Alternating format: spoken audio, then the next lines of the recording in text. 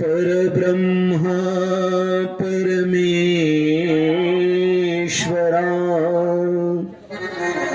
सद्गुरु पूर्णवतारा सगुण साकरा तुम्हा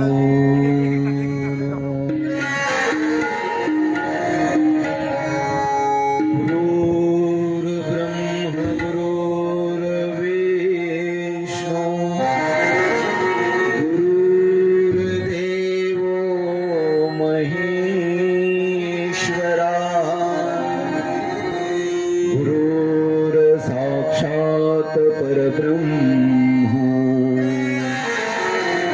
तस्मै श्री गुरुवे नमः।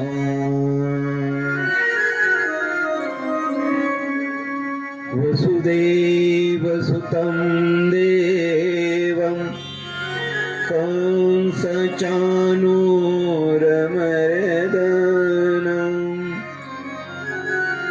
देवकी परमानन्दं कृष्णं वन्दे जगद्गुरुं। सर्वमङ्गलमाङ्गल्यं शिवे सर्वार्थसाधिके शरण्ये त्र्यम्बके गौरी नारायणाय नमस्तुते।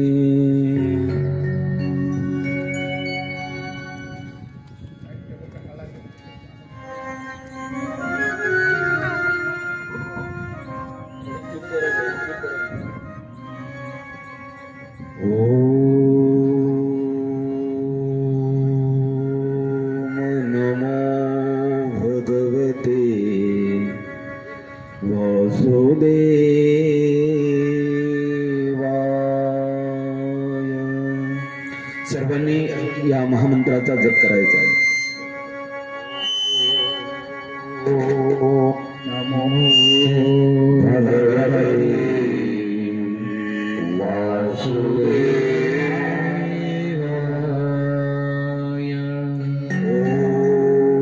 ओम नमो भगवते वासुदेवाय।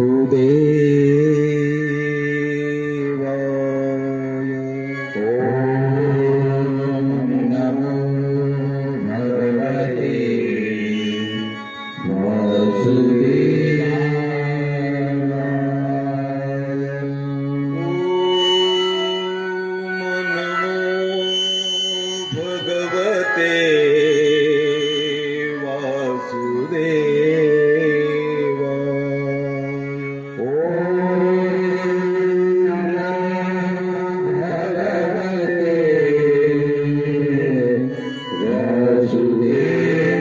नमो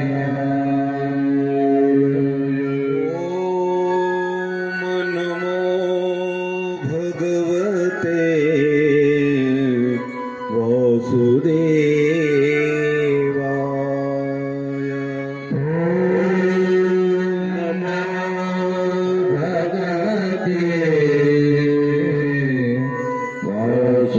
वासुदेवाय। ओम नमो भगवते वासुदेवाय।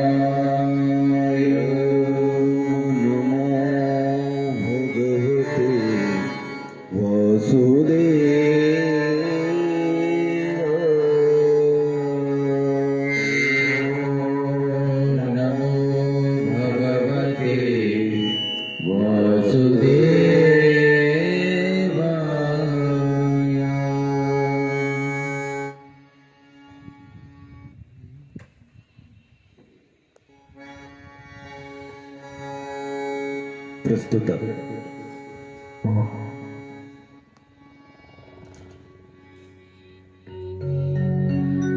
श्रीमद भागवत कथेचं आयोजन आपल्या या निम्मे नांदूर बुधवंत वस्ती या पुण्यक्षेत्रामध्ये श्री हरिभक्तपरायण कैलासवासी स्वप्नील सुरेशराव बुधवंत यांच्या द्वितीय पुण्यस्मरणार्थ तसेच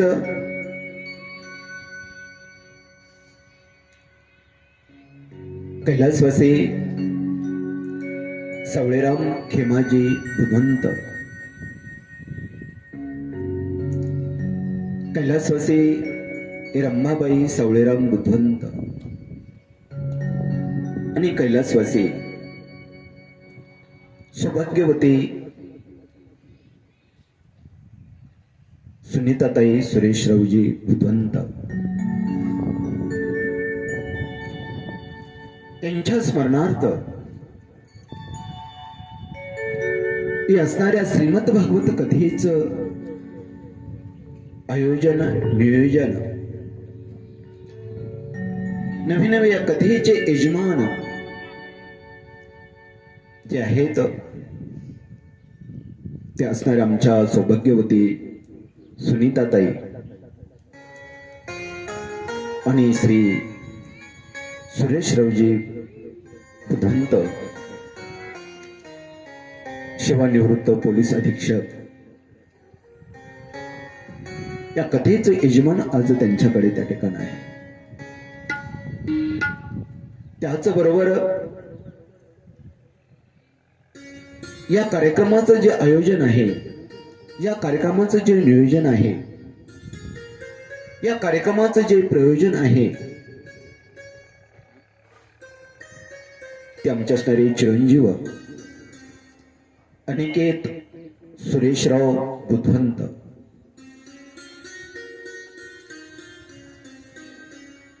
तसेच कैलासवासी चिरंजीव स्वप्नील सुरेशराव बुधवंत यांच्या असणाऱ्या पत्नी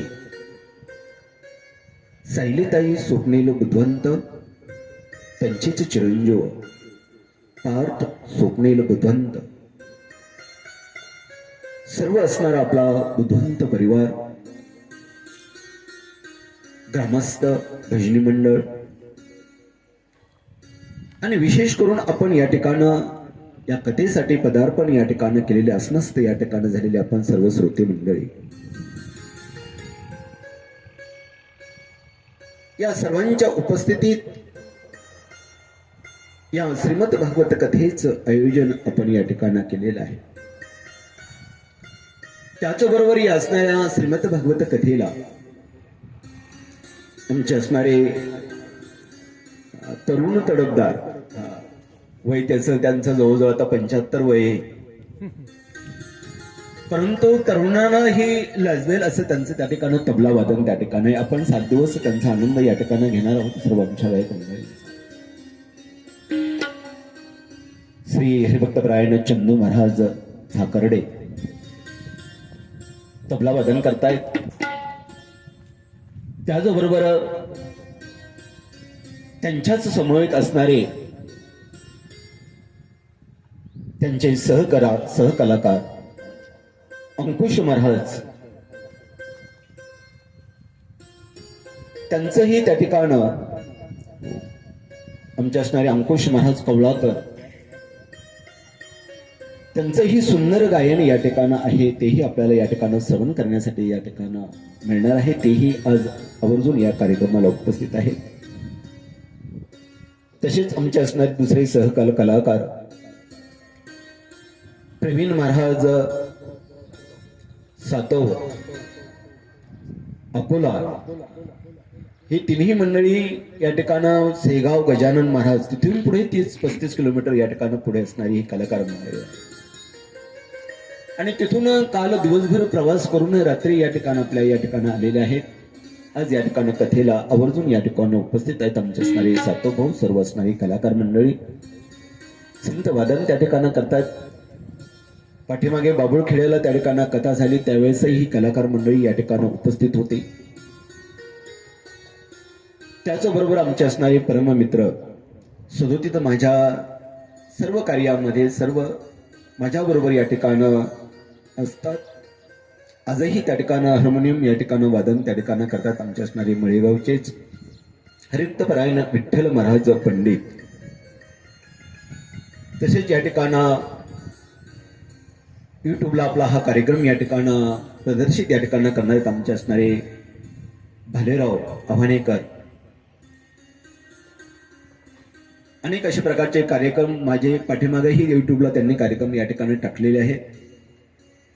आजही या ठिकाणं हे सुंदर अशा प्रकारचं आयोजन नियोजन आपल्या बुद्धवंत परिवाराने या ठिकाणी केलेलं आहे. आणि म्हणून त्याचंही संकलन या ठिकाणं ते करत आहेत. त्याचबरोबर आपल्यापर्यंत त्या ठिकाणं आवाज पोहोचण्याचं जे कार्य त्या ठिकाणं आमची साऊंड सिस्टीम या ठिकाणं आमचे डुळस बंधू या ठिकाणं करत आहेत. सुंदर अशा प्रकारची साऊंड सिस्टीम आहे. आता सेटलमेंट व्हायला थोडं आवाजाचं त्यांनाही माझं कळण्यापर्यंत थोडं वेळ लागेल, विलंब लागेल. फक्त सिट्टी वाजली का आवाज चेंज होतो, त्याच्यामुळे मग थोडं गुंता होतो.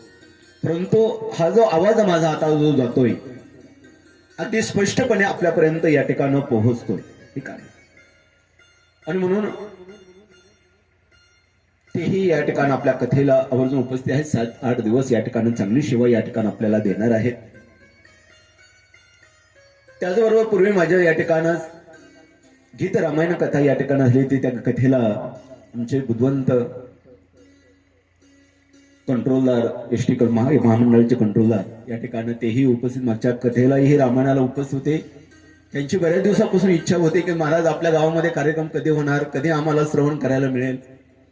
परंतु गीत रामायण नाही, परंतु आज आमच्या भाऊंच्या योगानं, आमच्या ताईंच्या योगानं या ठिकाणं श्रीमद भागवत कथेचं या ठिकाणी आपल्याला श्रवण करायला मिळत आहे. असं ना, धन्यवाद. आणि म्हणून सर्व उपस्थितांच्या या ठिकाणं मी प्रथमतः या ठिकाणं नम्र त्या ठिकाणं होतो. मी नेहमी सांगत असतो की मी कोणी एखादा संत महात्मा, कोणी एखादा मोठा नाही. नामय संत हो, नामय महंत हो, नामय संत हो या नामय महंत हो, मैं तो एक नाली का जंत हो, लेकिन मैं फिर भी बार बार कहूंगा कि मैं भाग्यवंत हूं. कारण या शनी महाराजांच्या प्रांगणामध्ये, हनुमंतरायांच्या प्रांगणामध्ये श्री संत श्रेष्ठ वामन भाऊ महाराज, भगवान बाबा, हरिहर बाबा, हे तिन्ही संत महात्मे समकालीन कार्यातले आहे. पुढे कथेच्या नंतर मी यांचं तुम्हाला या ठिकाणी सांगेल. आणि अशा संतांची सेवा करण्याचा योग, आपल्यासारख्या सर्व सज्जनांची सेवा करण्याचा योग माझ्यासारख्या पामराला या ठिकाणी मिळतो. आणि म्हणून मी स्वतःला भाग्यवान त्या ठिकाणी समजतो. आणि म्हणून आपल्या सर्वांच्या उपस्थितीमध्ये, सगळ्यांच्या उत्साहामध्ये ही कथा आपल्याला या ठिकाणी श्रवण त्या ठिकाणी करायची आहे. त्याचबरोबर रात्री फोन आला तर झाकीचा, ते नाही आले का? कारण त्या ठिकाणी जे काही आपण म्हणतो ना, रंगीत संगीत भागवत, संगीत तर आहेच, परंतु जे जे कथा भागामध्ये जो त्या ठिकाणी कथाभाग त्या ठिकाणी येईल, जे जे पात्र त्या ठिकाणी येतील, ते पात्र माझ्या सद्गुरू तर माझ्या मुखातून तर वधून त्या ठिकाणी घेतीलच, त्याचंही आपल्याला श्रवण होईल. परंतु या ठिकाणी प्रत्यक्षात स्टेजवरती या ठिकाणी ती पात्र आपल्याला मग भगवान श्रीकृष्णाचे असू द्या, सुदामजीची कथा त्या ठिकाणी असू द्या, राजा परीक्षिती असू द्या, सुखदेवजी महाराज असू द्या, नारद महर्षी असू द्या, यांचं सर्वांचं रंगीत आपल्याला या ठिकाणी पाहायलाही मिळेल आणि तेही त्या ठिकाणी उपस्थित होणार आहे. हा आले लगेच नाव घेताच त्या ठिकाणी आले. आणि म्हणून हा सर्व योगायोग आपल्या कथेचे असणारी यजमान सौभाग्यवती या ठिकाणी सुनीताताई आणि सुरेशरावजी बुधंत यांच्या संयोगानं हा सर्व योगायोग या ठिकाणं जुळून त्यांनी त्या ठिकाणी आणलेला आहे. आणि म्हणून नमस्कार त्यांच्याच बरोबर आपल्या सर्वांचं या ठिकाणी ऋणत व्यक्त करून आपल्या कथेला आज या ठिकाणी सुरुवात आपण या ठिकाणी करणार आहोत. या ठिकाणी श्रीमद भागवत कथा याचं आयोजन या ठिकाणी केलेलं आहे. मग श्रीमद भागवत कथा याला का म्हटलं गेलेलं आहे, श्रीमद का म्हटलं गेलेलं आहे, तर या श्रीमद भागवत कथा याचं विश्लेषण आपण त्या ठिकाणी करण्याचा प्रयत्न त्या ठिकाणी करणार आहोत. पहिलं जे अक्षर आहे म्हणजे श्री. मग श्री कोणाला म्हणावं? श्री म्हणजे देव, श्री म्हणजे परमात्मा, श्री म्हणजे भगवान, श्री म्हणजे परमेश्वर. श्रीमद, श्रीमद म्हणजे भगवंतानं स्वतः या ठिकाणं जी भागवत कथा सांगितली त्याला श्रीमद भागवत म्हटलं गेलेलं आहे, त्याला श्रीमद म्हटलं गेलेलं आहे. सोमुखी आपण सांगे श्री विष्णू गीता हा प्रश्नो अर्जुनेसी. जसं श्रीमद भगवत गीता प्रत्यक्षात स्वतः भगवान श्रीकृष्णानं अर्जुनाला रणंगणामध्ये त्या ठिकाणी सांगितली, स्वतः भगवंतानं सांगितले, अर्जुनानं ती श्रवण केलेली आहे. निमित्त त्या ठिकाणी अर्जुन होता, परंतु त्याचा उपयोग सर्वांना त्या ठिकाणी झालेला आहे. ते सर्वांनी त्या ठिकाणी श्रवण त्या ठिकाणी केलेले आहे. त्याच बरोबर ही असणारी श्रीमद भागवत कथा ही स्वतः भगवंतानं त्या ठिकाणी काय केलेली आहे, सांगितलेली आहे. स्वतःच्या मुखातून भगवान विष्णूने ब्रह्मदेवाला सांगितले. ब्रह्मदेवानं नारद महर्षीला ही कथा सांगितली. नारद महर्षींनी ही कथा व्यासदेवजींना सांगितली. व्यासदेवांनी ही कथा शुकदेवांना सांगितली आणि शुकदेवांनी ही कथा राजा परीक्षितीला सांगितली. आणि जी कथा राजा परीक्षितीला सांगितली गेलेली आहे तीच कथा आपल्याला श्रवण त्या ठिकाणी करायची आहे. जे शौनक ऋषींनीही तीच कथा त्या ठिकाणी सर्वांना सांगितलेली आहे आणि तीच कथा आपल्याला त्या ठिकाणी श्रवण करायची. आणि म्हणून श्रीमद म्हणजे स्वतः भगवंतानं सांगितलेली कथा. दुसरं अक्षर आहे भागवत. या भागवत कथेचा आपण जर त्या ठिकाणी विश्लेषण करण्याचा प्रयत्न त्या ठिकाणी केला, कारण ही श्रीमद भागवत कथा स्वतः भगवंतानं त्या ठिकाणी सांगितली आणि स्वतः सांगून स्वतः या भागवत कथेमध्ये स्वतः भगवान परमात्मा विलीन त्या ठिकाणी झालेले आहे. ज्यावेळेस भगवान श्रीकृष्णांचं निर्वाण त्या ठिकाणी होण्याची वेळ त्या ठिकाणी आली आणि मग त्यावेळेस भक्तांनी त्या ठिकाणी प्रश्न केला की भगवंता, आपण जर ही लोकातून जर त्या ठिकाणी गेला तर आम्ही कोणाची सेवा करावी, आम्ही कोणाची पूजा करावी, आम्ही कोणाला बजावं, आम्ही कोणाला पूजावं, आम्ही आमचा आनंद हा द्विगुणित कोणाबरोबर त्या ठिकाणी करावा, हा प्रश्न सर्व श्रोते मंडळी सर्व भगवत भक्तांना पडलेला होता. आणि म्हणून त्यावेळेस त्या ठिकाणी भगवान परमात्मा सांगतात की ज्यावेळेस माझं निर्वाण होईल त्यावेळेस मी त्या ठिकाणी प्रत्यक्ष म्हणजे जे श्रीमद भागवत कथा आहे, या श्रीमद भागवत कथेमध्ये मी काय होईल, विलीन त्या ठिकाणी होईल. नवे नवे हे श्रीमद भागवत कथा, हे श्रीमद भागवत ग्रंथ, हा नवीनिस्ता ग्रंथच नव्हे तर हे काय आहे, ग्रंथ नव्हे हा श्री कृष्ण गीते वेदी मन पूर्ण अनन्य होता या शरण हाती पडे जन्म मरण पिता पदाई चिरे शामी नातही वदती कृष्णपदी त्रिभुवनाथा आरती करू तुझ भगवंता जय श्री भागवता आरती करू तुझ भगवंता आरती करू तुझ भगवंता आरती करू तुझ भगवंता. ग्रंथ नव्हे हा श्री कृष्ण. तर त्या ठिकाणी माझं निर्वाण झाल्यानंतर मी या श्रीमद भागवत कथेमध्ये त्या ठिकाणी विलीन होईल. आणि म्हणून हा श्रीमद भागवत कथा हा नुसता ग्रंथच नव्हे तर हा प्रत्यक्ष मी त्या ठिकाणी त्याच्यामध्ये तुम्हाला त्या ठिकाणी दिसणार.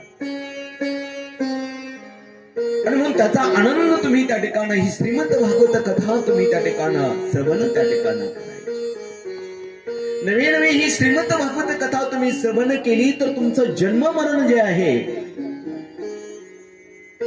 पुनरपी जननम पुनरपी मरणम, ठीक आहे, हे जे जन्म मरणाचा जो काही फेरा आहे, हा फेरा त्या ठिकाणी तुमचा चुकवला त्या ठिकाणी जाणार आहे ह्या श्रीमद भागवत कथेत. कारण मनुष्य त्या ठिकाणी जन्माला येतो आणि जन्माला आल्यानंतर त्याचं मरणही त्या ठिकाणी काय असतं, निश्चित त्या ठिकाणी असतं.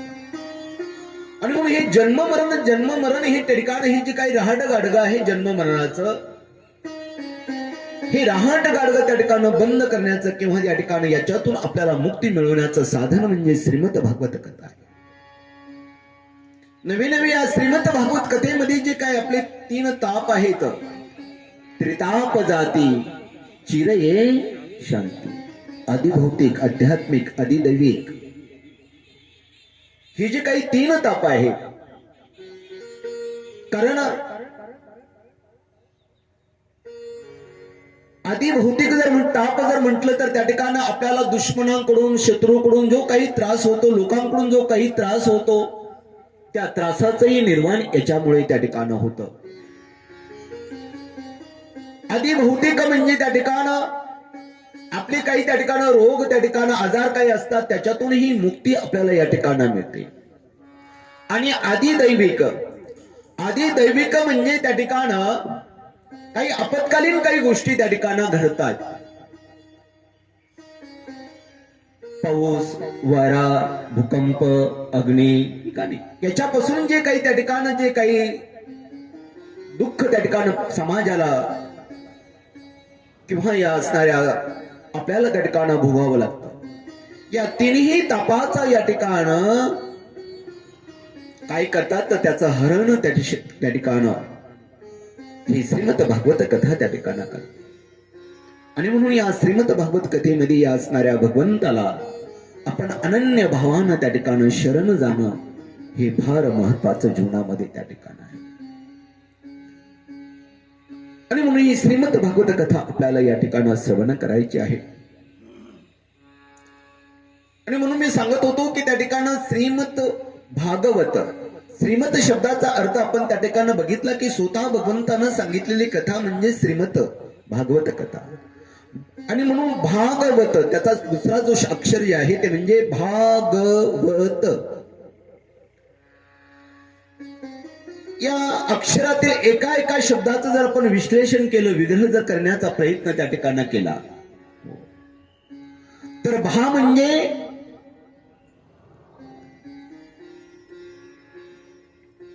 भावेषु भाती भावेषु सर्व लोकेषु, की जे भागवत सर्वांना भावत, सर्वांना पचत, सर्वांना आवडत असं असणार हे भागवत. कारण तुकोबराय म्हणतात की प्रत्येक जो शब्द आहे हा शब्द म्हणजे त्या ठिकाणं एक रत्नाची खाण आहे. एक शब्द म्हणजे एक रत्न आहे. आणि म्हणून अशी ही शब्द रत्नांची ही खाण आहे. आणि म्हणून याच्यातील या श्रीमद भागवत कथेतील एक एक शब्द आपण त्या ठिकाणं बारकाईनं त्या ठिकाणं श्रवण करायचा आहे. आणि म्हणून पहिला जो शब्द आहे तो म्हणजे भाती भावेषु सर्व लोकेषु, जे सर्वांना भावतं, जे सर्वांना आवडतं. जपी तपी ऋषी मुनी या सर्वांना या ठिकाणी ही श्रीमद भागवत कथा सर्वांनी याचं अवलोकन त्या ठिकाणी केले.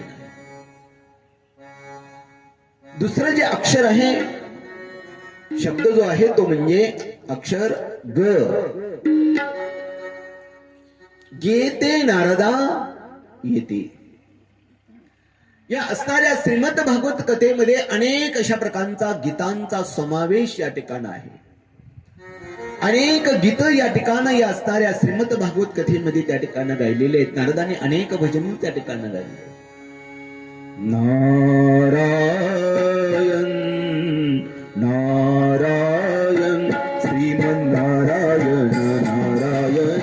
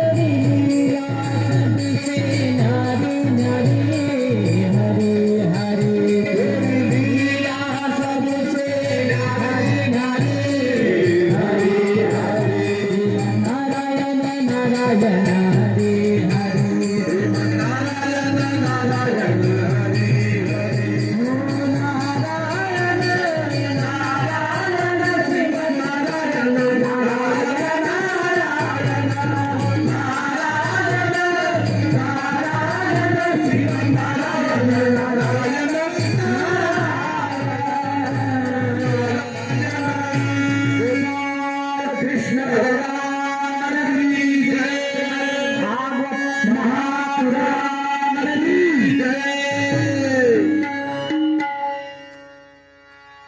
आणि म्हणून गीते नारदा येते. नारद महर्षीने अनेक अशा प्रकारची गीत भजन या ठिकाणी या श्रीमद भागवत कथेमध्ये त्या ठिकाणी घडली.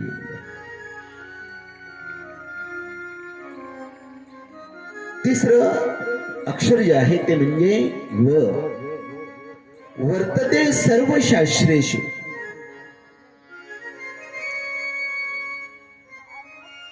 ज्या कथेमध्ये ज्या ग्रंथामध्ये सर्व शास्त्रांचं वर्णन त्या ठिकाणी केलेलं आहे.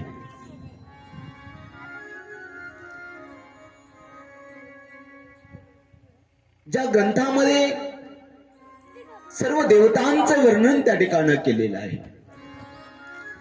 ज्या ग्रंथामध्ये सर्व त्या ठिकाणी ऋषी मुनी जपींचं त्या ठिकाणी वर्णन त्या ठिकाणी केलेलं आहे.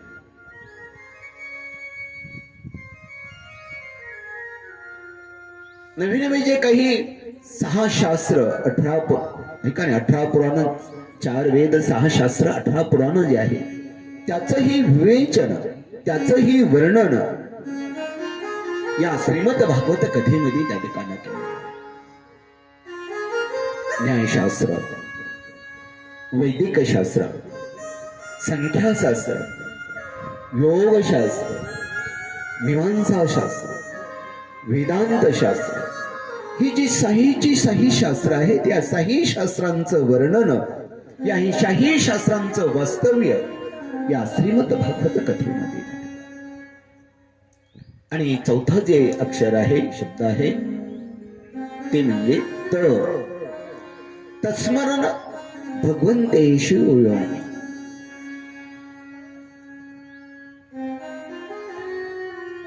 यामध्ये भगवंताच्या स्वरूपाचं वर्णन त्या ठिकाणी केलेलं आहे. हा भगवान परमात्मा कसा दिसतो, हा भगवान परमात्मा काय करतो, ते सर्वच सर्व या ठिकाणी त्याच्या स्वरूपाचं वर्णन या श्रीमद भागवत कथेमध्ये त्या ठिकाणी केलं. आणि म्हणून ही असे श्रीमद भागवत. आणि चौथं जे अक्षर जे आहे ते म्हणजे कथा. श्रीमद भागवत कथा. मग कथा नेमकं कोणाला म्हणायचं, कथा कशाला म्हणायची, कथा म्हणजे नेमकं काय. तर कथा म्हणजे एक त्रिवेणी संगम आहे. देव, भक्त आणि त्या भगवंताचं असणारं सुंदर अशा प्रकारचं असणारं नाम, या तिन्हीचा संगम म्हणजे काय आहे, कथा आहे.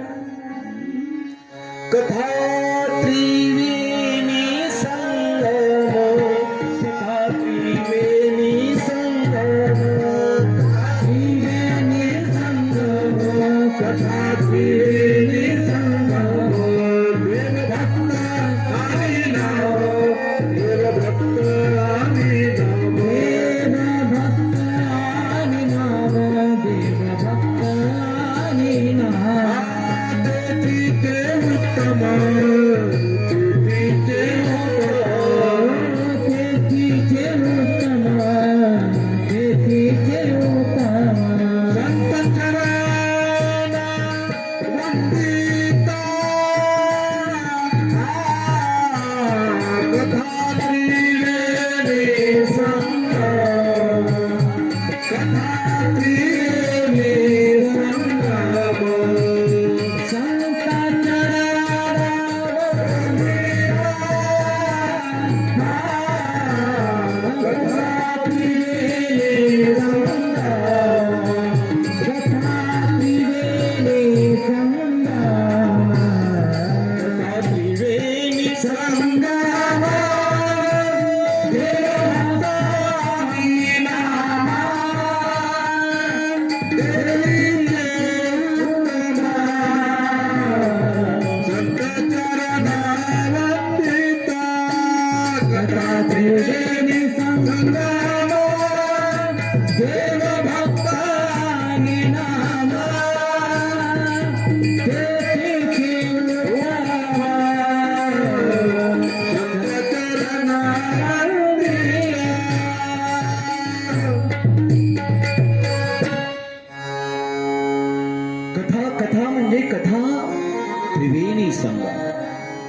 देव भक्त आणि नाम या तिन्हीचा संगम, हा तिन्हीचा सत्संग म्हणजे काय आहे? कथा आहे.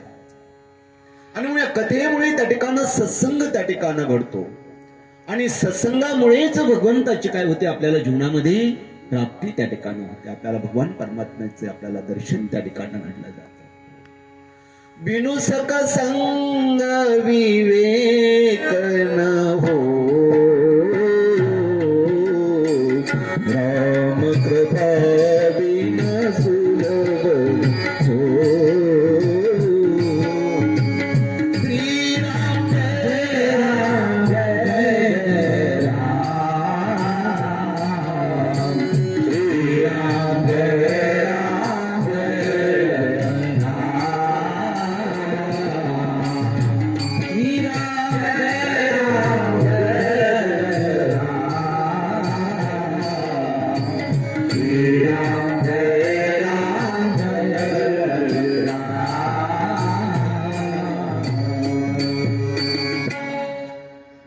कारण देवाची प्राप्ती जर आपल्याला करून घ्यायची असेल तर त्यासाठी सत्संग हा महत्वाचा आहे. संत समागमे धरावी आवडी, करावी तातडी परमार्थाची. सत्संगाशिवाय त्या ठिकाणं आपल्याला त्या ठिकाणं परमार्थाची किंवा भगवंताची प्राप्ती आपल्याला आपल्या जीवनामध्ये त्या ठिकाणं होत नाही. आणि म्हणून ज्यावेळेस सत्संग घडला जातो, चांगला संघ त्या ठिकाणं घडला जातो, चांगली मैत्री त्या ठिकाणं घडली जाते, त्याच पद्धतीनं आपल्या मनावरती त्या ठिकाणं चांगले विचार त्या ठिकाणं येत आहेत. आणि मग जशी सत्संगती तसे विचार त्या ठिकाणं मनामध्ये आपले त्या ठिकाणं येतात. आणि मग चांगले विचार जर आपल्या मनामध्ये त्या ठिकाणं येवा असं आपल्याला वाटत असेल तर त्यासाठी सत्संगतीची किंवा संत संगतीची त्या ठिकाणं खूप जीवनामध्ये गरज त्या ठिकाणं आहे. संतन के संग लाग रे तेरी अच्छी बनेगी, संतन के संग लाग रे तेरी अच्छी बनेगी, संतन के संग लाग रे तेरी अच्छी बनेगी, संतन के संग लाग रे तेरी अच्छी बनेगी, अच्छी बनेगी तेरी बिगड़ी बनेगी, अच्छी बनेगी तेरी बिगड़ी बनेगी, अच्छी बनेगी तेरी बिगड़ी बनेगी, अच्छी बनेगी तेरी बिगड़ी बनेगी. राम चरण अनुराग रे तेरी अच्छी बनेगी, राम चरण अनुराग रे तेरी अच्छी बनेगी, संग में संग लाग रे तेरी अच्छी बनेगी, संग में संग लाग रे तेरी अच्छी बनेगी.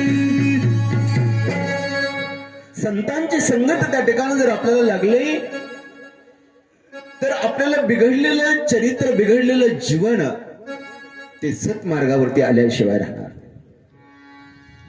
आणि म्हणून संत संगत त्या ठिकाणी जीवनामध्ये त्या ठिकाणी घडली जाते. आणि हा सत्संग त्या ठिकाणी घडल्यानंतर चांगला त्या भगवंताविषयीचा विचार आपल्या त्या ठिकाणी जीवनामध्ये आपल्या डोक्यामध्ये त्या ठिकाणी येतो. आणि म्हणून माणसानं त्या ठिकाणी विचार करावा. कोणता विचार करावा, कसा विचार करावा? तर मी कोण आहे ऐसा करावा विचार, म्हणे ज्ञानेश्वर निवृत्तीचा. माणसानं विचार करावा की मी नेमकं कोण आहे. आपण सर्व विचार करतो का नाही? कारण विचार करण्याची ताकद, क्षमता ही माणसामध्ये, मानवामध्ये त्या ठिकाणी आहे. आणि म्हणून आपण सर्वची सर्व त्या ठिकाणी विचार करतो, परंतु ज्या गोष्टीचा विचार करायचा त्या गोष्टीचा विचार न करता अनेक वेगळ्या गोष्टीचा विचार करतो आणि म्हणून जीवनामध्ये दुःखाला कारणीभूत ठरतो. आणि म्हणून जीवनामध्ये जर आपल्याला जर सुख मिळवायचं असेल तर आपण चांगल्या गोष्टीचा विचार केला पाहिजे. जिथे सुख आहे त्याचा विचार आपण केला पाहिजे. आपण आपण दुःखाच्या ठिकाणी त्या ठिकाणी विचार करण्याचा प्रयत्न करतो आणि म्हणून जीवनामध्ये काय होतो, दुःखी त्या ठिकाणी होतो. एक असणारा मनुष्य आपल्या डोट्यावरती त्या ठिकाणी नेहमी बसलेला असायचा आणि त्याने डोट्यावरती बसल्यानंतर त्याच्या दारासमोरून मेहसान जातीच्या म्हणजे गोल शिंगाच्या म्हशी त्याच्या दारावरून त्या ठिकाणी जात असत. त्या म्हशी त्या ठिकाणी दारावून आल्या का त्या शिंगाकडे पाहून तो त्या ठिकाणी विचार करायचा तो गृहस्थ की या म्हशीच्या शिंगामध्ये जर आपण मुंडकं डोकं आपलं अडकवलं तर काय होईल बरं, विचार करायचा. बरं, एक दिवस नव्हे, 2 दिवस नव्हे, 2 महिने नव्हे, अख्खा 6 महिने त्या ठिकाणी विचार करत होता या म्हशीच्या शिंगामध्ये जर आपण डोकं अडकवलं तर काय. एक दिवस म्हटला विचार तरी कुठपर्यंत करायचा, आज निर्णय घ्यायचा. ठरवलं. ठरल्या वेळेप्रमाणे त्या म्हशी त्या दारातून आल्यानंतर हा तयारीतच होता. ती म्हैस समोर आल्याबरोबर याने उडी घेतली आणि त्या म्हशीच्या शिंगामध्ये आपलं डोकं अडकवलं. आता म्हशीच्या शिंगामध्ये डोकं अडकवल्यानंतर आता म्हैस नीट चालत का हो? आधीच ती त्या ठिकाणं समोरून जर आली तर रस्ता त्या ठिकाणं देत नाही, इकडे तिकडे शिंग हलवते, माणसं भेट आहेत त्या ठिकाणं. आपल्या ग्रामीण भागात नाही पण शहरात बघा, गल्ली बळतून ज्यावेळेस म्हशीचा कळप आला ना, गाडी सोडून त्या ठिकाणं बाजूला पळून जावं. की असणारी म्हैस त्या ठिकाणी आल्याबरोबर यानं त्या असणाऱ्या म्हशीच्या शिंगामध्ये त्या ठिकाणी डोकं अडकवलं. डोकं अडकवल्यानंतर म्हैस त्या ठिकाणी पळू लागली. एकदा इकडल्या बाजूला मुंडकं झटकायची, त्याच्याकडे त्या असणाऱ्या ते पाय त्या भिंतीला लागायचे. एकदा इकडं मुंडकं झटकलं की इकडे भिंतीला पाय लागायचे. रक्तभंगार अशा प्रकारची अवस्था त्या ठिकाणी माणसाची त्या ठिकाणी झाली. शेवटी 4-6 शाणी माणसं त्या ठिकाणी चौकात बसली होती. चौकात बसल्यानंतर ते उठून समोर आले. म्हटले यानं काय केलं असं म्हटले, पण बघू नंतर अगोदर म्हशीला होतो. आणि मग सगळीची सगळी त्या ठिकाणी आडवी झाली. त्या म्हशीला असणारं त्या ठिकाणी थांबवलं आणि म्हशीला थांबवल्यानंतर हळूच त्या म्हशीच्या शिंगातून याचं डोकं बाहेर काढलं. म्हैस गेली आणि सगळ्यांनी डोकं काढल्यानंतर सगळ्यांनी हसून प्रश्न विचारला, अरे बाबा, या म्हशीच्या शिंगामध्ये डोकं अडकवण्यापूर्वी अरे बाबा म्हणे थोडा तर विचार करायचा ना. त्यांनी हसून प्रश्न विचारला. याने हसून उत्तर द्यायला सुरुवात केली. अहो म्हटला, थोडाफार काय म्हणताय तुम्ही? 1 महिना नव्हे, 2 महिने नव्हे, सारखा 6 महिने त्या ठिकाणी विचार करत होतो. आणि 6 महिने विचार केल्यानंतर कुठे मी म्हशीच्या शिंगामध्ये त्या ठिकाणी माझं मुंडकं अडवलं. तुम्ही म्हणता थोडा विचार करायचा. मला सांगा, असा विचार केल्यानंतर आपल्याला सुख मिळेल का दुःख? दुःख मिळेल आपल्याला. आणि म्हणून जिथे सुख आहे त्याचा विचार आपण आपल्या जीवनामध्ये त्या ठिकाणी केला पाहिजे. सुख कुठं आहे तर सुख हे देवापाशी आहे, सुख हे संत महात्म्यापाशी आहे. आणि मग तिथे आपण त्या ठिकाणी शोधलं पाहिजे. आपण सुख शोधतो ते कुठं शोधतो? आपण संसारामध्ये, प्रपंचामध्ये त्या ठिकाणी आपण सुख शोधण्याचा प्रयत्न करतो. परंतु संत महात्मे अनेक उदाहरण त्या ठिकाणी देतात. संसार कसा आहे? दुःख बांधवडी आहे हा संसार, सुखाचा विचार नाही कोठे. संसार हा दुःखमय स्वरूपाचा आहे. संसार दुःख मूळ, संसार दुःख मूळ, चहूकडे विश्रांती नाही कोठे, रात्रंदिवस संसार हा दुःखमय सांगितला आहे. संसार हा मूलतःच दुःखमय सांगितला. सुखाची कहाणी ऐकजेल कवनाची श्रवणी, कैची सुखनिद्रा अंथरुणी इंगळाच्या. इंगळ म्हणजे विस्तव. आपल्याकडे जागरणाला वगैरे त्या ठिकाणी विस्तव, त्या ठिकाणी रहाट म्हणतात त्याला आपल्याकडे, का नाही? तो विस्तव त्या ठिकाणी असतो, त्याच्यातून लोक त्या ठिकाणी पळतात. त्या ठिकाणी वाघी मंडळी किंवा त्या ठिकाणी ज्यांच्या अंगामध्ये येतं ते विस्तावातून पळतात. असा विस्तव त्या ठिकाणी, विस्तावाचा अंथरून त्या ठिकाणी करायचा आणि त्या विस्तावावरती झोपायचं. किती सुख मिळेल बरं, किती आनंद मिळेल बरं. मौली म्हणतात तसं या संसारामध्ये सुख आहे त्या ठिकाणी. त्या पद्धतीने सगळ्या संत महात्म्यांना त्या ठिकाणी संसार दुःखमय सांगितला. पण कोणत्याही संतानं संसार करू नका कोणीही सांगितलं नाही. तुकोबरायनं संसार केला, नामदेव महाराजांना संसार केला, आपले असणारे नाथबाबा त्यांनी संसार केला. ज्ञानोबरायनं संसार केला नाही, पण संसार करू नका असं माऊली म्हटले नाही. पक्षी अंगणी उतरती हो, पक्षी अंगणी उतरती हो, पक्षी अंगणी उतरती हो, पक्षी अंगणी उतरती.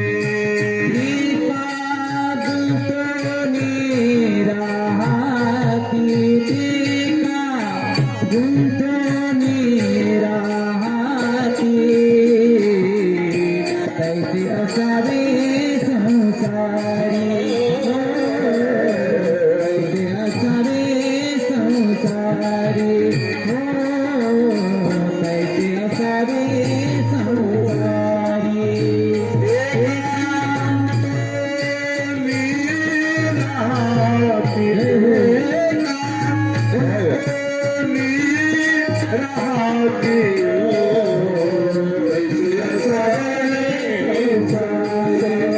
हो, कैसे असावे संसारी.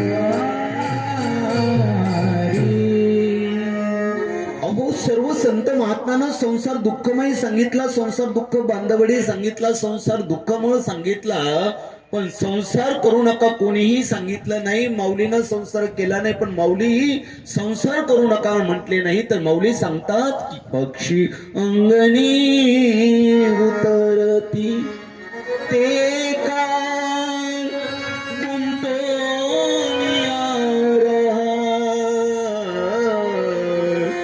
पैसे असावे.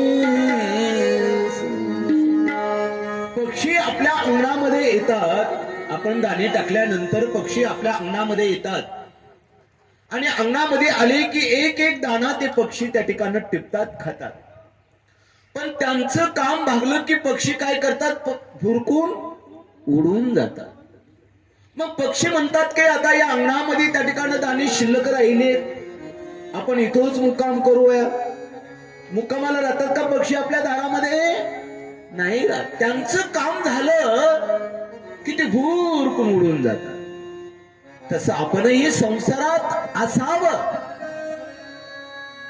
आपणही संसारात असावं, पण आपल्यात संसार नसावा. किंवा कमल पात्र त्या ठिकाणं पाण्यामध्ये असतं, कमल पात्र पाण्यामध्ये असतं, पण पाण्याचा स्पर्शही अंगाला होऊ देत नाहीये. तद्वत त्या ठिकाणं आपणही संसारात असावं, पण आपल्यात संसार नसावा. जसं होडी आहे, नाव आहे, नाव पाण्यात असावी का नाव पाण्यात असावी का नावीत पाणी असावं? पाण्यात नाव असावी. पाण्यात नाव जर असेल तर ती आपल्याला निश्चितच पैल तीराला, या संसार रूपी भूसागरातून पैल तीराला पोहोचल्याशिवाय राहणार नाही. पण नावेत जर पाणी गेलं तर नाव बुडून जाणार.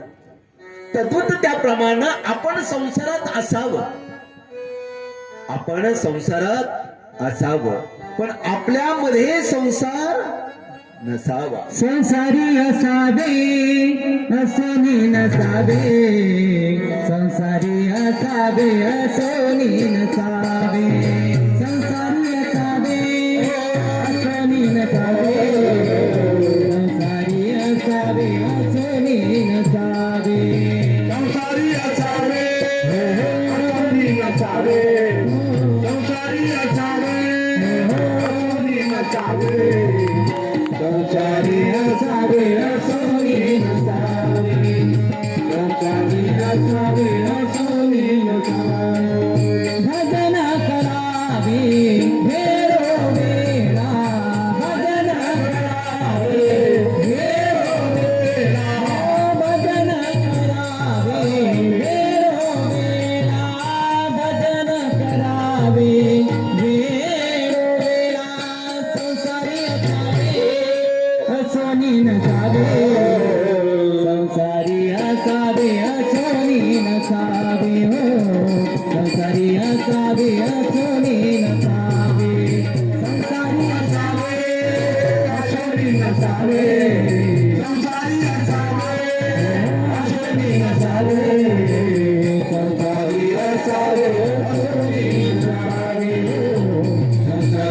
नसावे असणे नसावे गोपाल कृष्ण भगवान की जय महापुराण की जय संसारी असावे असोनी नसावे संसारामध्ये असा पण आपल्यामध्ये संसार नसावा आपण संसारात असावं पण आपल्यात संसार नसावा आणि म्हणून आपण असा विचार केला पाहिजे की जेणेकरून त्या ठिकाणी भगवंताची प्राप्ती त्या ठिकाणी आपल्याला झाली पाहिजे असा विचार त्या ठिकाणी आपण त्या ठिकाणी जीवनामध्ये केला पाहिजे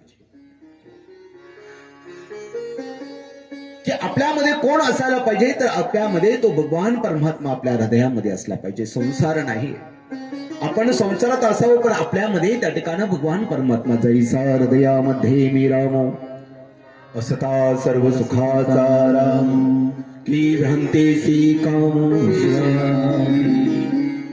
आपल्यामध्ये कोण असावं तर जैसा हृदयामध्ये रामू सर्व सुखाचा राम जो सर्व सुख संपन्न जो भगवान परमात्मा आहे जो आपल्याला सुख देणारा जो भगवान परमात्मा आहे तो आपल्या हृदयामध्ये त्या ठिकाणी असावा आणि तो जर आपल्या हृदयामध्ये असला तर आपल्याला आपल्या जीवनामध्ये सर्व सुख सर्व आनंद आपल्याला मिळाल्याशिवाय राहणार आणि म्हणून आपण असा विचार केला पाहिजे की जेणेकरून आपल्याला त्या भगवंताचीच प्राप्ती त्या ठिकाणी झाली पाहिजे असा विचार त्या ठिकाणी झाला पाहिजे किंवा त्या भगवंताविषयीचं ज्ञान आपल्याला आपल्या जीवनामध्ये त्या ठिकाणी झालं पाहिजे ते ज्ञान पैगा बरवे म्हणे जरी म्हणे अति अर्हावी ते ज्ञान पैगा ते ज्ञान म्हणजे कोणतं तर त्या भगवंताविषयीचं असणारं ज्ञान आपल्याला आपल्या जीवनामध्ये त्या ठिकाणी झालं पाहिजे आणि ते ज्ञान जर व्हायचं असेल तर त्याच्यासाठी सत्संगाची संत सहवासाची त्या ठिकाणी अत्यंत गरज त्या ठिकाणी आहे आणि म्हणून हा सत्संग घडणं हे फार दुर्लभ आहे दुर्मिळ अशा प्रकारचा सत्संग घडणं फार दुर्मिळ आहे एक वेळेस समुद्र त्या ठिकाणी आपल्याला तरुण जाता येईल नवे नवे सूर्याला आपल्याला धरता येईल परंतु सत्संग हा बहु दुर्लभ अशा प्रकारचा बहु अवघड आहे संत भेटी बहु अवघड आहे संत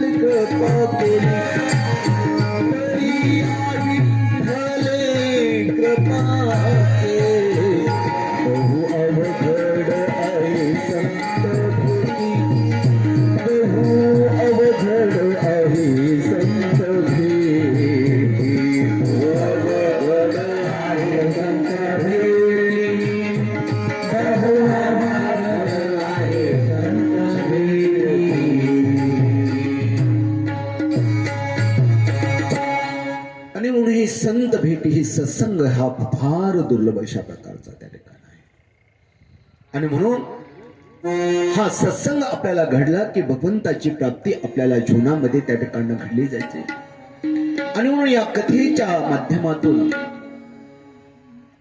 आपल्याला हा सत्संग या ठिकाणी आज घडतोय आपलं हे भाग्य आहे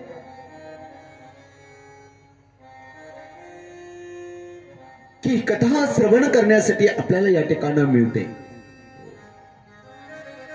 कारण ही कथा म्हणजे एक वाहती अशा प्रकारची गंगा आहे कथा म्हणजे एक वाहती गंगा आहे गंगेमध्ये गेल्यानंतर गंगेमध्ये स्नान केल्यानंतर काय होतं गंगेचं जर आपण नाव घेतलं तर वाचे म्हणता गंगा गंगा सकळ पापे जाती गंगा गंगेचं नाव घेतलं सगळे पाप धुवून जातात किंवा गंगेमध्ये जर आपण स्नान केलं तर काय होतं आपली पाप सर्व जळून खाक होतात आपली सगळी पाप त्या गंगेमध्ये विलीन होतात गंगेमध्ये स्नान केलं की आपली सगळी पाप जळून खाक होतात पण त्या ठिकाणात आपली पाप त्या ठिकाणी नाहीशी होण्यासाठी स्नान करण्यासाठी आपल्याला कुठं जावं लागतं जिथे गंगा आहे जिथे गंगा वाहते तिथे आपल्याला जावं लागतं आणि तिथे गेल्यानंतरही त्या ठिकाणं आपलं वरचं अंग त्या ठिकाणं वरील अंग त्या ठिकाणं शुद्ध करेल किंवा त्या ठिकाणं आपलं त्या ठिकाणं पाप धुवून टाकेल. परंतु त्याच्यासाठी मात्र आपल्याला गंगेपाशी जावं लागतं. पण आज ही असणारी ग्रंथरूपी श्रीमद भागवत कथा गंगा ही आज आपल्या दारामध्ये आपल्या घरी या ठिकाणी आलेली आहे. आपलं भाग्य आहे. आमच्या बुद्धवन भाऊंच्या सहयोगानं ही आपली कथा आपल्या दारामध्ये आलेली आहे. फक्त याच्यामध्ये न्हावून जायचं, डुंबून जायचं, याच्यामध्ये विलीन व्हायचं. ज्यावेळेस कथा त्या ठिकाणी सांगितली जाते त्यावेळेस आपले एक कान करून त्या ठिकाणी सर्व कथा अगदी शांतपणे श्रवण त्या ठिकाणी करायचे.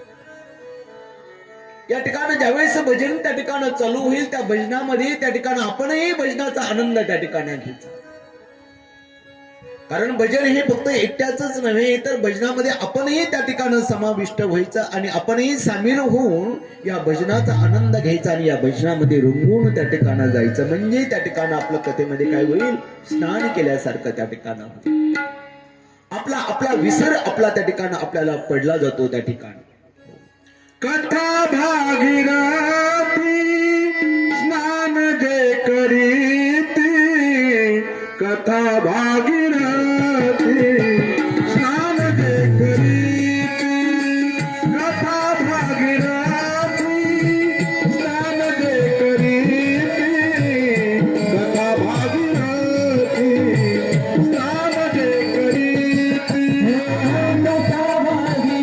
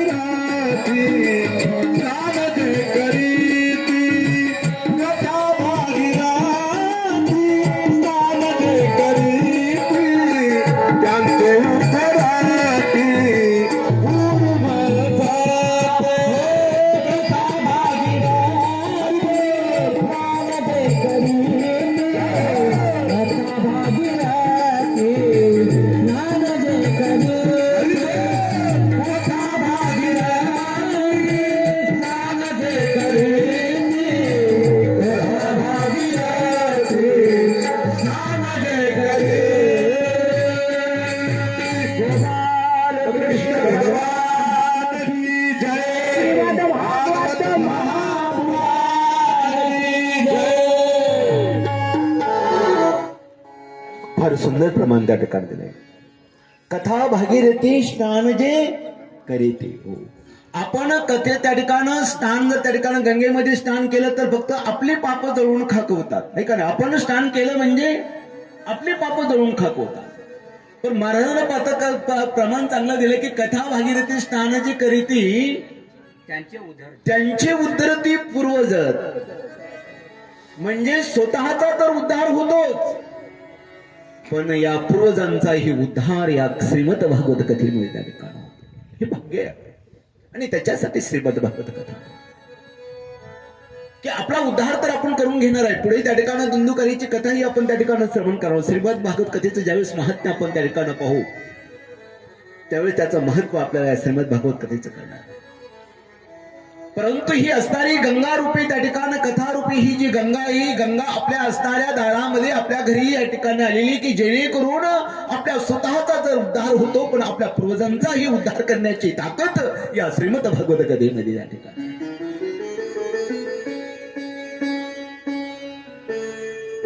आणि म्हणून आपलं भाग्य आहे की ही श्रीमद भागवत कथा आपण या ठिकाणी श्रवण त्या ठिकाणी करायची. ही श्रीमद भागवत कथा आपल्याला नुसतं पापमुक्त करत नाही तर आपलं जे काही अंतर्मन आहे ते अंतर्मन शुद्ध करण्याची ताकद या श्रीमद भागवत कथेमध्ये आहे. आपण वरून स्नान जर केलं तर त्या ठिकाणी आपला वरचा अंमल त्या ठिकाणी निघून जाईल. पण कथा जर श्रवण जर त्या ठिकाणी केली तर आपला मन अंतर्मन त्या ठिकाणी निर्माण करण्याची ताकद या श्रीमद भागवत कथेमध्ये. आणि म्हणून या श्रीमद भागवत कथेमध्ये आपण गुणगुण त्या ठिकाणी जायचं. आणि म्हणून आपलं अंतर्मन जर त्या ठिकाणी निर्माण करून घ्यायचं असेल, असं जर आपल्याला वाटत असेल तर आपण आपलं चित्त त्या ठिकाणी काय केलं पाहिजे, शुद्ध त्या ठिकाणी केलं पाहिजे. तुकोबरा म्हणतात, तुका म्हणे चित्त करार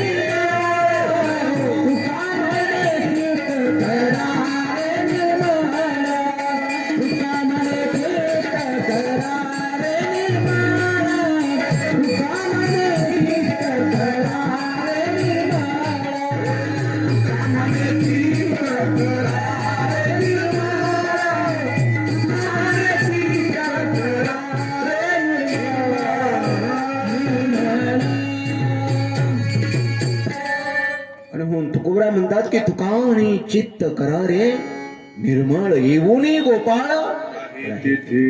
आणि म्हणून भगवान परमात्मा आपल्या हृदयामध्ये त्या ठिकाणी राहावं आपल्याला असं वाटत असेल तर आपलं चित्त त्या ठिकाणी निर्मळ त्या ठिकाणी आपण केलं पाहिजे.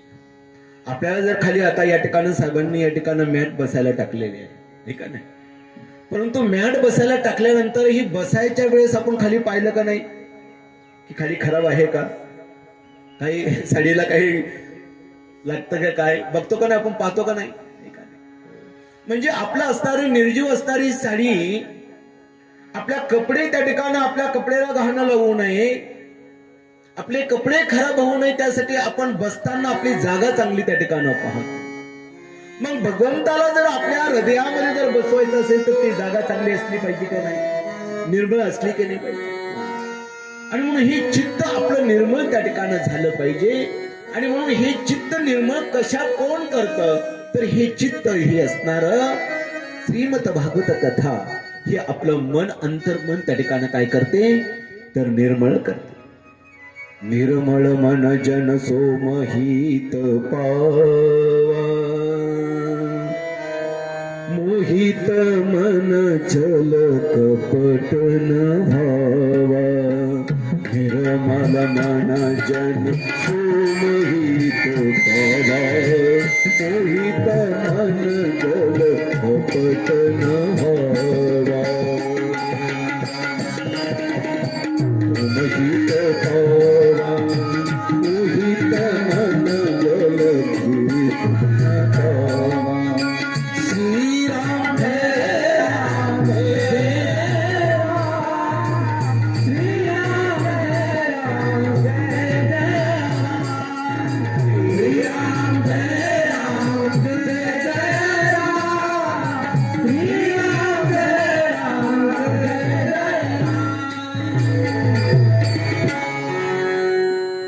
अंतर्मन कसं पाहिजे तर त्या ठिकाणी स्वज्वळ त्या ठिकाणी पाहिजे, निर्मळ त्या ठिकाणी पाहिजे. त्याच्या आपल्या मनामध्ये कुठल्याही प्रकारचं छल कपट हे आपल्या मनामध्ये त्या ठिकाणी नसलं. मैली चादर ओढ़ के कैसे, मैली चादर ओढ़ के कैसे प्यार तुम्हारे आऊं, हे पावन परमेश्वर मेरे, हे पावन परमेश्वर मेरे, मन ही मन शर्माओ, मैली चादर ओढ़ के कैसे, मैली चादर ओढ़ के कैसे द्वार तिहारे आवो, हे पावन परमेश्वर मेरे, हे पावन परमेश्वर मेरे, मन ही मन मुख शर्माओ, मेरे चादर ओढ़ के कैसे, मेरे चादर ओढ़ के कैसे, मुझको जग में भेजा देकर निर्मल काया, आकर के संसार में मैंने इसको दाग लगाया, जन्म जन्म की मेरी चादर हो कैसे दाग छुड़ाऊं, मेरी चादर ओढ़ के कैसे, मेरी चादर ओढ़ के कैसे, मेरी चादर ओढ़ के कैसे. जी चादर मिळालेली आहे, खराब झालेली, अनेक विकारानं खराब झालेली, ती कशी आपण त्या ठिकाणी आत्मसात करा. आणि म्हणून आपलं अंतर्मन त्या ठिकाणी निर्मळ त्या ठिकाणी झालं पाहिजे. आणि हे अंतर्मन निर्मळ करण्याचं कार्य, हे अंतर्मन निर्मळ करण्याचं काम जर कोण करत असेल तर ही श्रीमद भागवत कथा ही आपलं अंतर्मन त्या ठिकाणी निर्मळ त्या ठिकाणी करते. मग ही श्रीमद भागवत कथा आपलं अंतर्मन त्या ठिकाणी कशा प्रकारे निर्मळ करते बरं? तर भागवत कथा ही 4 प्रकारे सांगितली जाते. आणि या 4 प्रकारे आपलं अंतर्मन आपोआप त्या ठिकाणी काय होतं, हळूहळू त्या ठिकाणी निर्मळ त्या ठिकाणी होत जातं, पवित्र त्या ठिकाणी होत असतं. ही 4 प्रकारचं भागवत कथा. स्तुत्यात्मक भागवत, घटनात्मक भागवत, गीतात्मक भागवत आणि उपदेशात्मक भागवत. अशा या 4 प्रकारचं हे भागवत त्या ठिकाणी आहे. पहिलं म्हणजे स्तुत्यात्मक भागवत, म्हणजे या भागवत कथेमध्ये भगवंताची, परमेश्वराची त्या ठिकाणी स्तुती त्या ठिकाणी केलेली आहे. श्री अनंता मधुसूदना पद्मनाभा नारायणा, जगव्यापका जनार्दना, आनंद घना अविनाशा, सकल देवादी देवा, कृपाळू वाजी केशवा, महानंदा महानुभवा, सदाशिवा सद्रूपा, चक्रधरा विश्वंभरा, गरुडध्वजा करुणाकरा. ही भगवंताची त्या ठिकाणी स्तुती त्या ठिकाणी. शांताकारं भुजगशयनं पद्मनाभं सुरेशं, विश्वाधारं गगनसदृशं, मेघवर्णं शुभांगं, लक्ष्मीकान्तं कमलनयनं, योगरविद्यारगम्यं, वंदे विष्णु भवहरणं सर्वलोकेश्वरम्. या श्रीमद भागवत कथेमध्ये अनेकांनी त्या ठिकाणी काय केलेली तर स्तुती त्या ठिकाणी केली. ध्रुव बाळानं त्या ठिकाणी भगवंताची स्तुती केली.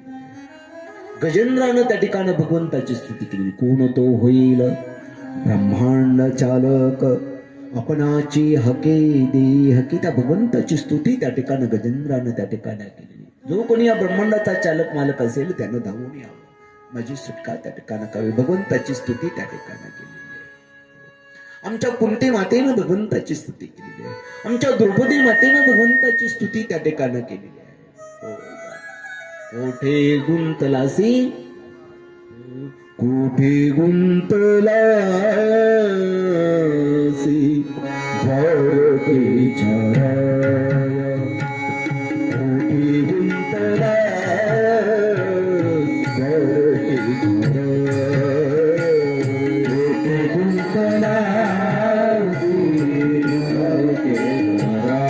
राया, कोठे गुंतलासी झाडीच्या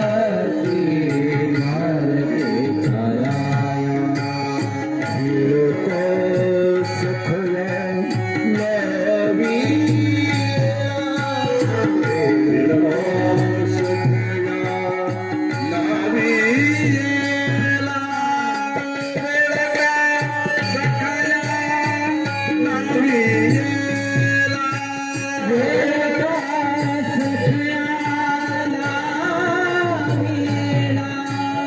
कोठे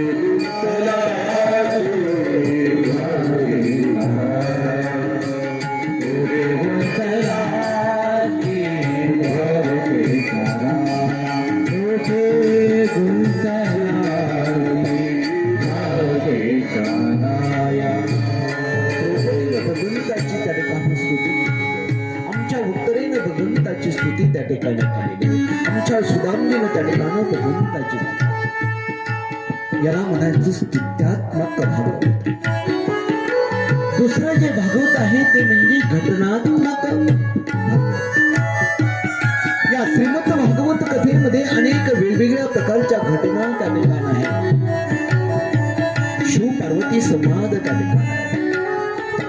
धुंदुकारीचा उद्धार या श्रीमद भागवत कथेमध्ये या ठिकाणी झाले.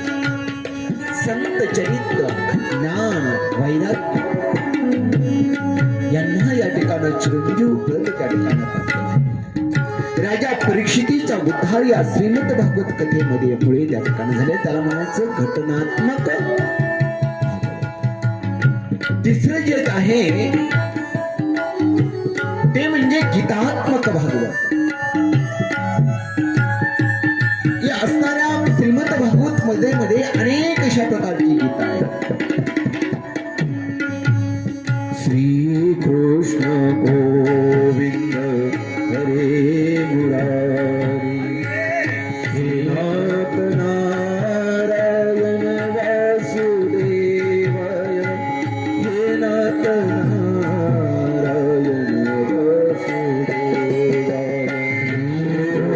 गोविंद हरे मुरारी, हे नाथ नारायण वासुदेवा, हे नाथ नारायण वासुदेवा. भगवंताची स्तुती या भागवत कथेमध्ये त्या ठिकाणी गोपी गीत असणार या ठिकाणी गायल्या गेलेलं आहे. अनेक गीत या ठिकाणी या श्रीमद भागवत कथेमध्ये त्या ठिकाणी गायलेली, म्हणून याला गीतात्मक भागवत त्या ठिकाणी म्हटलेलं आहे. आणि चौथं जे आहे ते म्हणजे उपदेशात्मक. या श्रीमद भागवत कथेमध्ये त्या ठिकाणी उपदेश त्या ठिकाणी केलेला आहे. शुकदेवजी महाराजांनी राजा परीक्षितीला उपदेश या श्रीमद भागवत कथेमध्ये केले. आत्मदेव ब्राह्मण आहे. आत्मदेव ब्राह्मणाला स्वतःच्या मुलांना उपदेश केला गोकर्णानं. हे घटक असणार उपदेशात्मक भागवत त्या ठिकाणी. नवे नवे ध्रुव बाळ आहे. ध्रुव बाळाला आपल्या आईनं सुनीतीनं त्या ठिकाणी ध्रुव बाळाला उपदेश त्या ठिकाणी केले. याला म्हणायचं उपदेशात्मक भगवत. गोपाल कृष्ण भगवान की जय. भागवत महापुराण की जय. अशा प्रकारे हे श्रीमद भागवत कथा आहे. ही श्रीमद भागवत कथा ही आपल्याला आपल्या स्वतःचं दर्शन करून देणारी ही श्रीमद भागवत कथा आहे. जसा आरसा आहे, आरशामध्ये आपण पाहिल्यानंतर आपल्याला आरशामध्ये काय दिसतं बरं? आपण आरशामध्ये पाहिल्यानंतर काय दिसतं आरशामध्ये?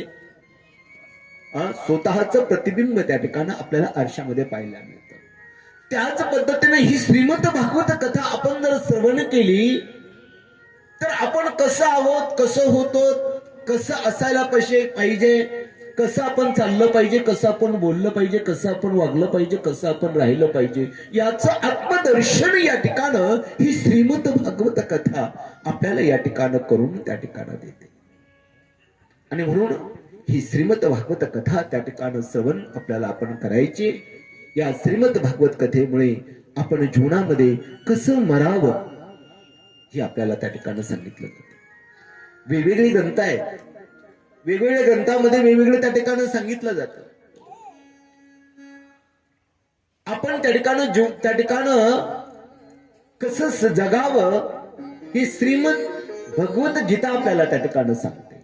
आपण कसं जगावं, आपण कसं वागावं हे प्रभू रामचंद्रांचं असणारं चरित्र आपल्याला त्या ठिकाणी सांगते. सुंदर अशा प्रकारचं प्रभू रामचंद्रांचं चरित्र त्या ठिकाणी. आपण कसं जीवनामध्ये त्या ठिकाणी एक वचनी, एक पत्नी, एक बाणी, एक ठिकाणी धार्मिकता, प्रजारजकता, हा बंधुप्रेम, मातृप्रेम, प्रजारजकता, अशा अनेक गुण संपन्न असणारा हा भगवान प्रभू रामचंद्र त्या ठिकाणी आहे.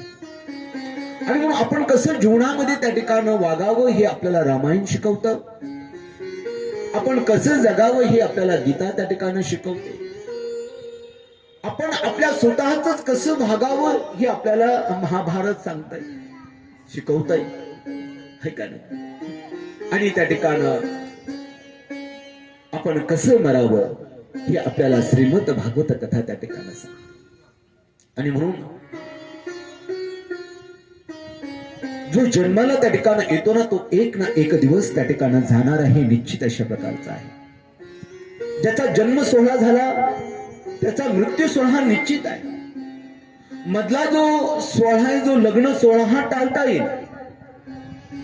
परंतु ज्याचा जन्म झाला, कारण 3 पानं असतात एकाने, जन्माचं पान, मधलं आपण जे जीवन जगतो त्याचं एक असणारं पान, आणि शेवटचं मरणाचं पान. हे पहिलं पान तर मधलं पान जे आहे ते कोर आहे. जन्म आपला होणार आहे, झालेला आहे, आणि मरण हे आपल्याला येणारच आहे. हे ते आपल्याला टाळता येत नाही, हे आपल्या हातामध्ये नाही. पण मधलं जे जीवन कार्य आहे हे पान कोर आहे. हे जसं जसं आपण कर्म करू तसं तसं आपण त्या ठिकाणी त्याच्यामध्ये त्या ठिकाणी नेलं जातं. आणि म्हणून ज्याचा जन्म झाला त्याचं मरण हे निश्चित अशा प्रकारचं आहे. हे मरण कोणालाही त्या ठिकाणी चुकवता येत नाहीये. नवे नवे गीत रामायणामध्ये त्या ठिकाणं, गदी माळुंकरांच्या रामायणामध्ये आपण रामायण श्रवण केलं. त्या रामायणामध्ये त्या ठिकाणं गदी माळुंकर आपल्या सुंदर शब्दामध्ये आणि सुधीर फडके आपल्या सुंदर आवाजामध्ये त्या ठिकाणं गीत त्या ठिकाणं जात आहे की ज्यावेळेस प्रभू रामचंद्र लक्ष्मण जानकी वनवासाला जात आहे आणि इकडे नंतर त्या ठिकाणी भरत शत्रुघ्न त्या ठिकाणी मामाच्या गावून गावाकडे येत आहे. त्या ठिकाणी असणाऱ्या आपल्या वडिलांची, राजा दशरथांची बातमी त्यांना त्या ठिकाणी कळते आणि ती बातमी कळल्यानंतर त्या ठिकाणी भरत त्या ठिकाणी रागवतो. आपल्या आईला अद्वत त्या ठिकाणी बोलतो, तुझ्या या असणाऱ्या हट्टापायीच माझा असणारा दादा वनवासाला गेला म्हणून त्या ठिकाणी तो असणारा भरत त्या ठिकाणी बोलतो. आणि बोलून त्या ठिकाणी तो भरत म्हणतो की मी आता जाईल आणि माझ्या दादाला, माझ्या रामाला परत या ठिकाणी घेऊन येणे, राजगादीवरती बसील म्हणून त्या ठिकाणी भरत त्या ठिकाणी प्रभू रामचंद्रांच्या भेटीला त्या ठिकाणी जातो. भरत त्या ठिकाणी गेल्यानंतर साष्टांग त्या ठिकाणी दंडवत त्या ठिकाणी प्रभू रामचंद्रांना करताय. तुम्ही पुन्हा पुन्हा त्या ठिकाणी मागे चला. माता कैकेयीच्या मुडपणामुळे तुम्हाला दादा हा वनवास त्या ठिकाणी भोगावा लागला. तुम्ही परत पाठीमागे चला, तुमच्या राजगादीचा त्या ठिकाणी स्वीकार. वारंवार भरत त्या ठिकाणी समजून सांगत होता. जेवढा भरत त्या ठिकाणी रामाला सांगत बोलत होता, जेवढ्या लीनतेनं नम्रतेनं बोलत होता, तेवढ्याच नम्रतेनं तेवढ्याच लीनतेनं प्रभू रामचंद्र ही त्या ठिकाणी भक्ताला समजून सांगत होते भरता. दैव जात दैव जात दुःखे भरता दोष ना पुन्हा दैव जात दुःखे भरता दोष ना पुन्हाचा पराधीन आहे जगती पुत्र मानवाचा दोष ना पुन्हाचा पराधीन आहे जगती पुत्र मानवाचा दोष ना जात दुःखे भरता दोष ना कुणाचा पराधीन आहे जगती पुत्र मानवाचा दोष ना कुणाचा दोष ना कुणाचा कैला दोषी नाही दोषी तात माय कैला दोषी नाही दोषी तात राजत्याग कानन यात्रा सर्व कर्मगान चालला से माझ्या पूर्व संचिताचा पराधीन आहे पुत्र मानवाचा दोष ना कुणाचा पराधीन आहे जगती पुत्र मानवाचा दोष ना कुणाचा जीवासवे जन्म मृत्यू जोड जन्मजात जीवासवे जन्म मृत्यू जोड जन्मजात तिसे भोसते सारे विश्वनाशिवंत काय शोक करिसी वेडा पुतणीच्या मुळाचा पराधीन आहे जगती पुत्र मानवाचा दोष ना कुणाचा पराधीन आहे जगती पुत्र मानवाचा दोष ना कुणाचा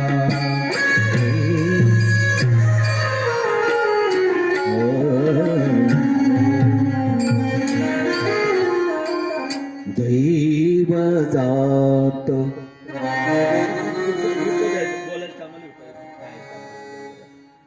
दैव जात दुःखी भरता दोष ना कुणाचा पराधीन आहे जगती पुत्र मानवाचा दोष ना कुणा. या ठिकाणं प्रभू रामचंद्र तेवढ्याच नम्रतेनं जेवढ्याच सायसानं त्या ठिकाणं भरताला समजून त्या ठिकाणं सांगतात. भरता जीवासवे जन्म मृत्यू जोड जन्म जात दिसे भासते हे सारे विश्वनाशिवंत. भरता ज्यावेळेस मनुष्य त्या ठिकाणी जन्माला येतो त्याच वेळेस त्याचा मृत्यू हा त्याच वेळेस ठरलेला त्या ठिकाणी आहे. त्याच्याच बरोबर मृत्यू हा त्या ठिकाणी बरोबर त्या ठिकाणी येतो. आणि म्हणून मध्ये जे त्या ठिकाणी हे दिसतं भासतं हे सर्व विश्व जे आहे ना हे एक नाशवंत अशा प्रकारचा आहे, एक स्वप्नगत अशा प्रकारचा आहे. आणि म्हणून काय शोक करीशी वेड्या स्वप्नीच्या फळाचा.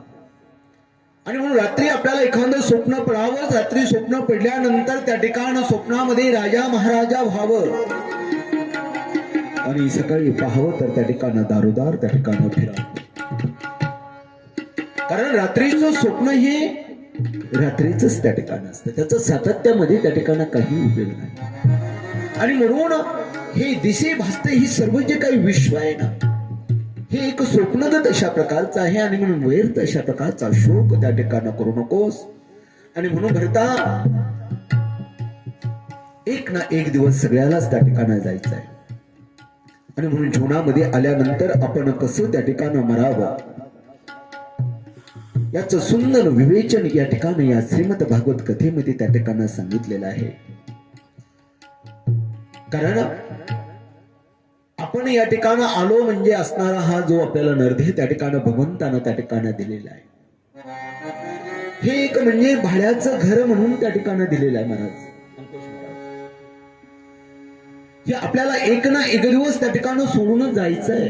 जिंदगी के किराए का घर है, एक ना एक दिन बदलना पड़ेगा,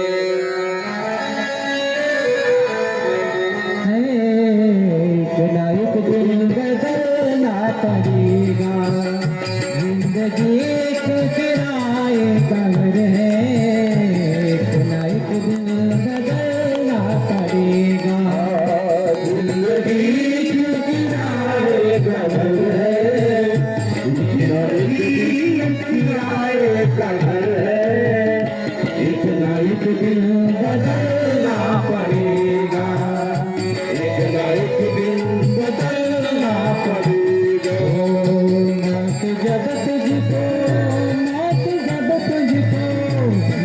जब तुझे आवाज देगी, घर से बाहर निकलना पड़ेगा.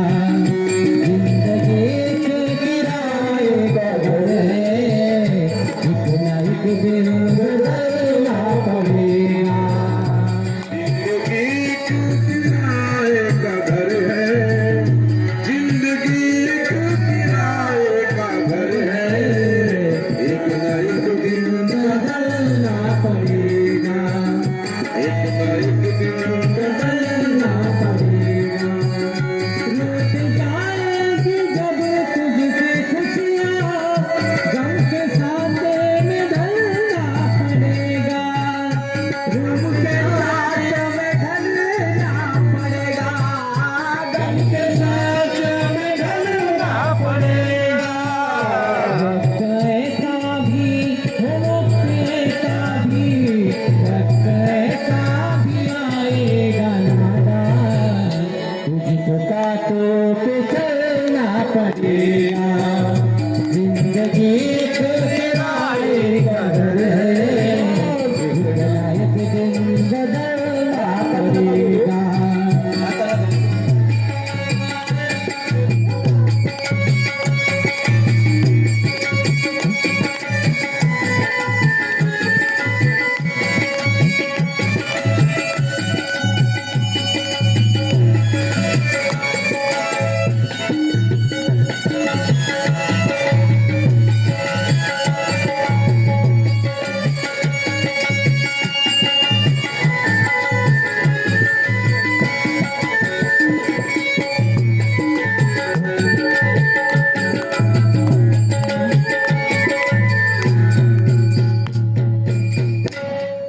बोल गोपाल कृष्ण भगवान की जय, महाभगवान की जय. जिंदगी तर एक आपल्याला भाड्यानं दिलेलं घर त्या ठिकाणी आहे. कारण आपण इथले नव्हतो. तू तो काया नगर का सौदागर, तुझे अपने वतन पे जाना है. तू काया नगर का सौदागर, तुझे अपने वतन पे जाना है. काया नगर का सौदागर, तुझे अपने वतन को जाना है. काया नगर का सौदागर, तुझे अपने वतन को जाना है. तुझे अपने वतन पे जाना है, तुझे अपने वतन पे जाना है. अपने वतन पे जाना है, तुझे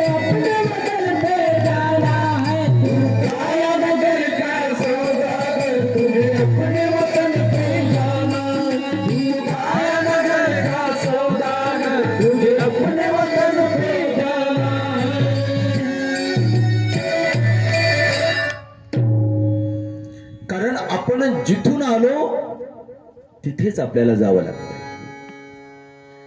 कारण हे शरीर जर म्हणलं तर हे शरीर पंचमहाभूताचं आहे. पृथ्वी आब तेज वायू आकाश ते इथंच त्या ठिकाणी राहतं. जाळलं तर राख होते, पुरलं तर माती होते. परंतु हा जो जीवात्मा आहे तो जीवात्मा मात्र एक भगवंताचा एक अंश आहे आणि तो भगवंताशीच एकरूप होतो. तो इथे नाही. आणि म्हणून मरण हे निश्चित अशा प्रकारचं आहे. माणसाचं जीवन हे क्षणभंगुर आहे. क्षणभंगुर नव्हे भरवसा, वारे सावध थोडा माया आशा. माशी पाक पाखडी तव हे सारे. आपण त्या ठिकाणी आपल्याला मरणच नाही तर आपण कधी मरतो याचा सुद्धा त्या ठिकाणी भरवसा नाही. सांस रुक जाएगी चलते चलते, जिंदगी कट जाएगी चलते चलते. सांस रुक जाएगी चलते चलते, शम्मा बुझ जाएगी जलते जलते. सांस रुक जाएगी चलते चलते, शम्मा बुझ जाएगी जलते जलते. दम निकल जाएगा, दम निकल जाएगा, दम निकल जाएगा, दम निकल जाएगा. और क्या भरोसा है इस जिंदगी का, क्या भरोसा है इस जिंदगी का. साथ देती नहीं, साथ देती नहीं, साथ देती नहीं किसी का. क्या भरोसा है इस जिंदगी का, क्या भरोसा है इस जिंदगी का. कृष्ण भगवान की भागवत महापुराण की जय. आणि म्हणून या जीवनाचं त्या ठिकाणी भरवसा नाही. कधी जाईल कधी क्या भरवसा है इस जिंदगी का. साथ देती नाही वो किसी का. कधी आपल्याला मरण येईल कधी सांगता नाही. आपण बोलता बोलता म्हणतो "ओ, आत्ता काल आम्ही बोललो, अहो आत्ता एवढ्यात आम्ही चहा घेऊन तिथून आलो, पण गेला. भरवसा नाही. आपला हातातील घास आपल्या मुखामध्ये जातो का नाही त्याचा सुद्धा भरवसा या जीवनामध्ये राहिलेला नाही. आणि पण म्हणून जोपर्यंत जीवन आहे, जोपर्यंत आयुष्य आहे, तोपर्यंत आपण चांगलं सत्कर्म त्या ठिकाणी करावं.